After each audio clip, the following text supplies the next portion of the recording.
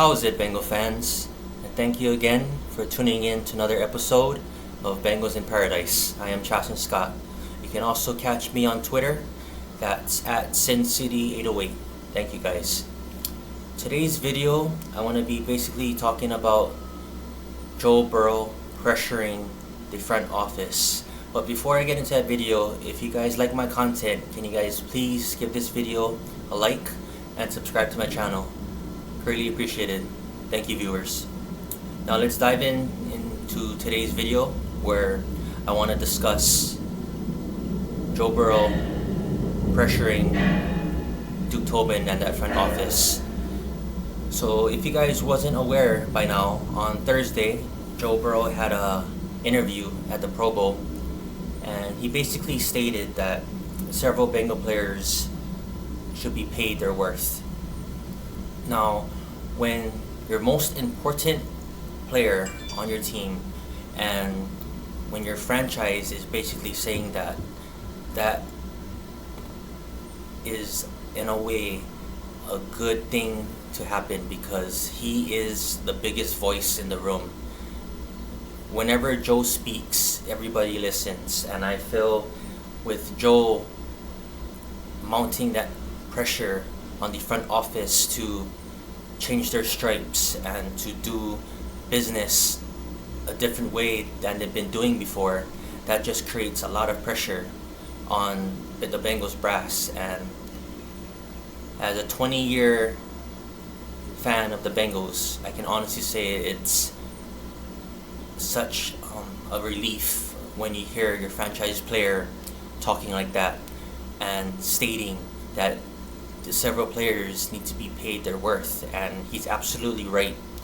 In no particular order, the 5 most important Bengals on this team as of now is Joe Burrow, Jamar Chase, T. Higgins, Trey Hendrickson, and Orlando Brown. Now, within that 5, only 2 are currently getting paid right now, and that's Joe Burrow and Orlando Brown. Your other 3 stars need to be either extended, re-signed, or just given a raise. So Bengals need to find a way to not stick to their old ways, and they need to adapt in how you pay, your stars. And if they're gonna just go about it as the old Bengal way, it's gonna turn out real bad. I can promise you that. They need to pay T, they need to pay Jamar, and they need to pay Trey. They need to find a way. I'm not saying it's easy. I'm not saying that it's gonna just happen today, but it's possible, and there's no excuses why those 3 stars should not get paid. Look at the Philadelphia Eagles. I feel like they're paying their entire roster just so much money. So it's no excuses. It's just the Bengals front office needs to find a way to change their philosophy, like I said in my previous video, and find a way to work it out and give their superstars the money that they're worth. And Joe Burrow was absolutely correct when he said that on Thursday. You need to pay your superstars, because if not, they're going to walk out the building, a la DJ Reader and Jesse Bates. You guys let them just walk out without getting anything returned, and now it's biting you in the butt. So I hope they learn from this mistake that they've been making, and they need to find a way to just adapt to the rest of the NFL ways and pay their players what they're worth, which basically what Joe has been saying. And he's been time and time again saying throughout the year that T's a need, that Jamar is a need, and Trey's a need. You need to pay your guys top dollar, and that's it. You shouldn't have to negotiate. You should just find the fair value, because Bengal fans, we all know this. They, for some reason, most of the time, they always give lowball offers. You can't do that, because if you do, it's gonna turn out real ugly, and we don't want that. We don't want a situation where Jamar's unhappy and he demands a trade. We don't want a situation where T basically just laughs at the number and just wants to go to free agency. We don't want Trey Hendrickson going into camp requesting a trade again. We just don't want that happening. There should be no drama going into this offseason. We should be paying our superstars for what they're worth, and that's plain and simple. And I take what Duke Tobin said in his interview, all his comments that I've seen. I take that with a grain of salt.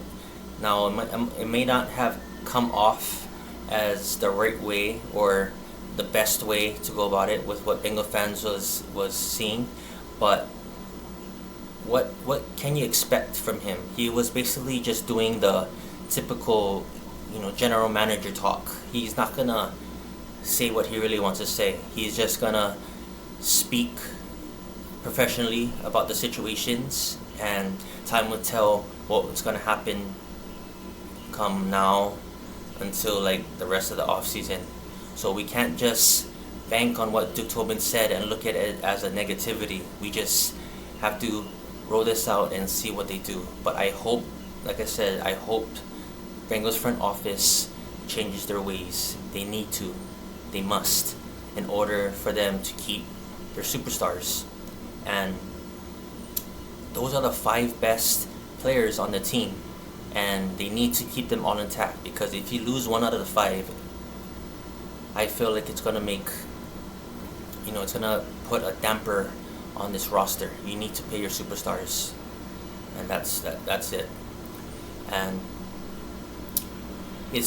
I just don't want to think about the possibility of one of them leaving, like say a T. Higgins or a Trey Hendrickson. But we have to look at it as there might not be a perfect scenario. We can't always just hope for the positive. There might be a negative, and we might have to hear the sad news that Trey and Bengals didn't come to an agreement, so Trey Hendrickson is going to demand a trade, and that's going to suck. But we have to hope for the best but expect the worst. And same goes with T. I hope T. Higgins and Bengals can find some sort of agreement before free agency hits, because if not, T's just going to walk. And believe me, a team is going to be desperate enough to pay him what he wants, a crazy amount, somewhere in the ballpark between 30 and 35, somewhere where Bengals won't be even touching. I believe that if they give T. Higgins a fair value, T will take it. T stated time and time again that he loves Cincinnati. He loves being here. He loves playing with Joe. He loves playing with Jamar. He wants to remain a Bengal. But at the same time, you need to pay him what's fair. You can't be giving him a low ball offer and maybe offering somewhere like 20 to 22. To me, that's a slap in the face. Again, I get it. T. Higgins, misses some time here and there. He misses some games every season. But when he's on the field, he always has production. He shows it every time when he's on the field that he puts up big numbers, and he can be a number 1 receiver, and he's reliable when he's out there. And don't get me wrong, he misses a lot of time, but for what he puts on the field, to me, is worth way more. So that's why I feel that T should be getting paid a fair value. And if Bengals can come sort of to an agreement, like I would probably say 25 million, T would probably take that. I don't know. I'm not speaking for T, but I would feel that T would take that because it's a fair value. But time will tell. And same goes with Jamar. With Jamar, to me, you shouldn't even fool around with that. I would just straight up just offer him 40 million annually. You don't even want to get into the point where you want to make Jamar disgruntled or just laugh at the offer, because the last thing we need would be Jamar requesting a trade, or he's unhappy, or he's going to be holding out like last year. We don't want that happening again. Just stop fooling around and give Jamar what he wants. He should be getting paid the highest amount non-quarterback this year, and the numbers speak for itself. He's a Triple Crown winner, and he's the best receiver on the planet. So you shouldn't even think of lowballing him. Give him what he's worth, and we all know he's worth a lot more, especially after last season. So they couldn't have come to an agreement last season, so Jamar is going to want even more after what he did this season. So they should not fool around with that. And when it comes to Trey Hendrickson, to me the Trey Hendrickson situation is the most, I feel, complicated because of the age factor. He's going to be 30 years old, or he is 30 years old, he's going to be 31. But he showed you that he's not on the decline. He's producing elite numbers, elite production, and he's an elite player still. And the thought of losing your best player on defense when your defense is already really bad, to me that does not make sense. Build around Trey, whether it's signing mid-tier free agents or drafting a lot of defensive players. And with these new coaches that are coming in, you can just hope for the best that they pan out, that the coaches can develop them and bring out the best in everybody. But it would not make sense to move on from Trey, especially when the type of year that he had. He's a first team All-Pro. He had 17.5 sacks back-to-back seasons, and he, to me, it just doesn't look like somebody that's gonna be declining anytime soon. I will just straight up give him the pay raise that he truly deserves.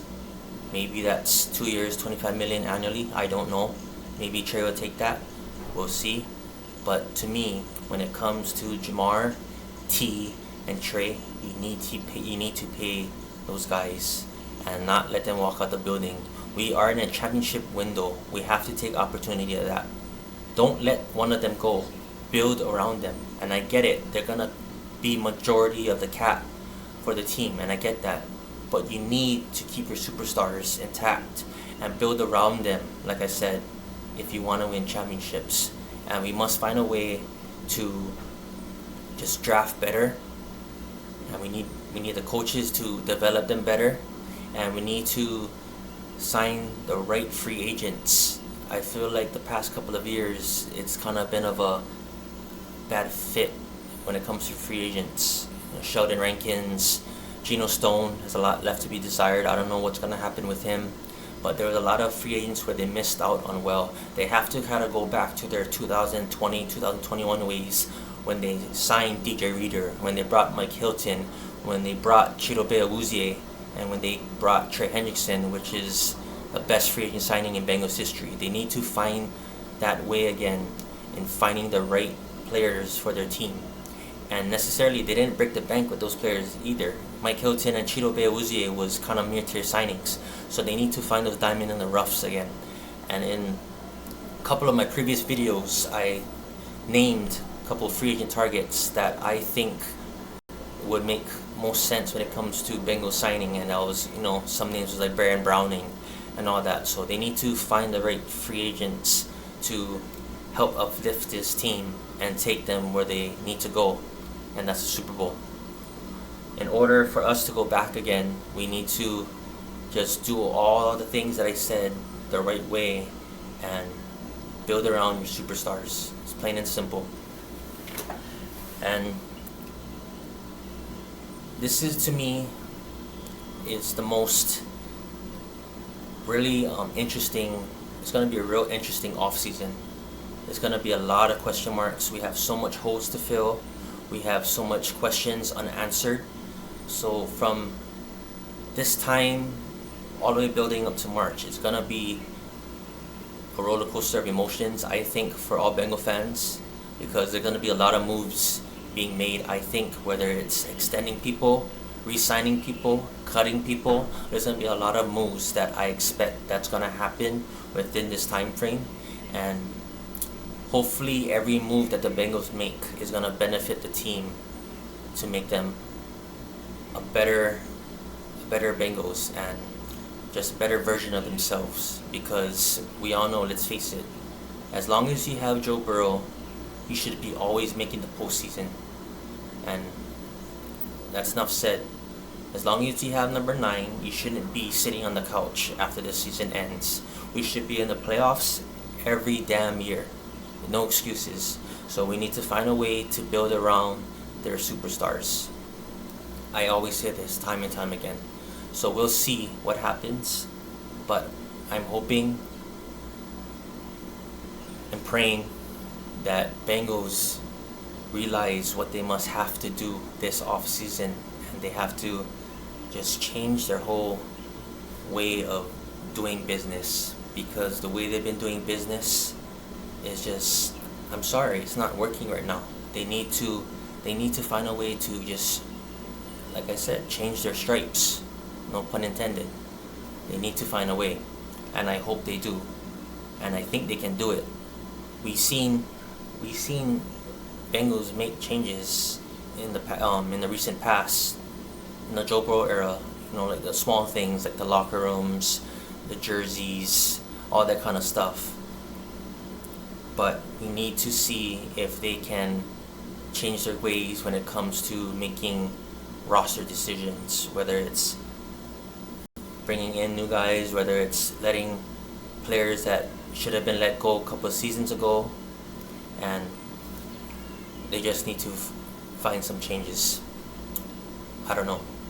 We'll see. I hope they do, like I said.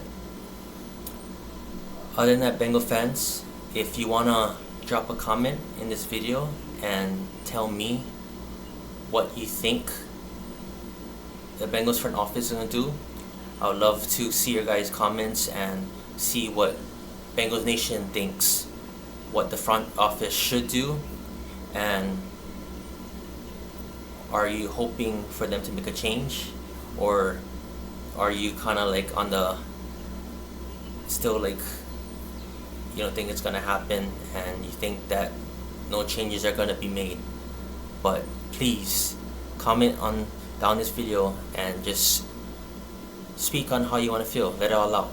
I'm all eyes. I want to see what Bengal fans feel about this situation, and what we should do this offseason, and what you think Bengals front office is going to do. Please drop a comment. And that will do it for today's episode of Bengals in Paradise, Bengal fans. I'll hopefully be making a video next week, and hopefully my cheap microphone will be coming in, so I no longer just have to speak through the laptop. My microphone should be coming in. And thank you guys very much for your patience when it comes to that. Other than that, Bengal fans, I hope you enjoy the rest of your day and have a great weekend. Hooray. Mahalo.